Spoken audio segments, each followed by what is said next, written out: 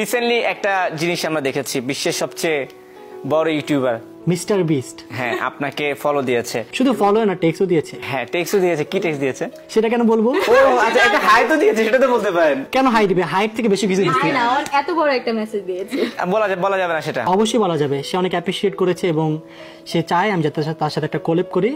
তো ইনশাআল্লাহ যদি কখনো পসিবল হইতেও পারে। প্রথম মেসেজটা দেখে কি ফেক আইডি মনে হয়েছিল? অবশ্যই ফেক আইডি দিয়েছে। রাত 3টার দিকে মেবি মেসেজটা দিছে আমাকে। তখন মানে আমি অলরেডি বেডে শুয়েছি আর ও হচ্ছে জাস্ট এই ডায়মন্ড প্লে বাটনটা ক্লিন করে মানে এখন ঘুমাতে আসবে এরকম সময় বলে কি এই আমাকে মিস্টার বিস্ট মেসেজ দিছে। আমি নিজে অবাক হয়ে গেছি। আমি বলি কি মিস্টার বিস্ট মেসেজ দিছে, তুমি দেখো ফেক নাকি বা ওর গ্রুপ যে চ্যানেল থাকে মনে হচ্ছিল যে ওটা মানে ফেক, পরে দেখি না অরিজিনাল মিস্টার বিস্ট। পরে বলছে না রিয়েলি। আমি বলি কি সত্যি? দেন আমি তখনই দৌড় দিয়ে ঋতুর রুমে গেছি ঋতুকে বলার জন্য। ঋতু আমাদেরকে মিস্টার বিস্ট মেসেজ দিছে।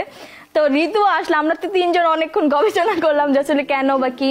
দেন ওখানে উনি মানে সব ডিটেলস বললো যে ওর সাথে একটা কোলাবোরেশন ইনশাআল্লাহ হবে। সেটা আসলে এটা অনেক বড় পাওয়া আমাদের জন্য। কোলাবোরেশন হোক না, বাট সে যে আমাদের চেনে বা সে আমাদের সাথে কমিউনিকেশন করছে বা করে ট্রাই করতেছে, এখনো তার সাথে আমার টাচে আছে, এটাই তো সবচেয়ে বড় পাওয়া। একটা ক্রিয়েটরের থেকে বেশি আর কি চাই?